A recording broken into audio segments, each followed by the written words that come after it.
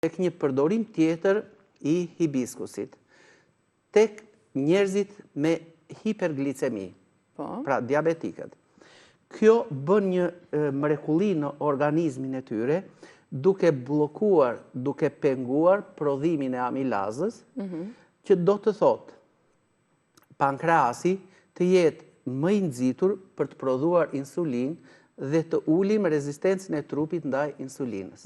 Atëhere, kjo mund të bëhet duke shtuar, për shembull, pra nëse duam që ta fuqizojmë atë efektin e çajit, afërsisht 1.5 deri në 2 gram hibiskus, mbar kombëtare për Shqipërinë, siç janë ullinjt, po. Atëhere, me gjithë gjethe apo vetëm? Mundet të hedhim pak gjethe në të, që janë këta ullinjt gati në fazën e parë të pjekjes. Pra kjo është ngjyra.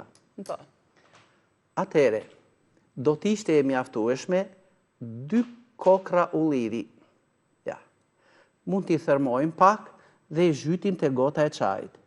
Do të vëmë re se ne kemi përgatitur me të vërtet një çaj antidiabetik. Hibiskus, gjethe ulliri dhe kokra ulliri.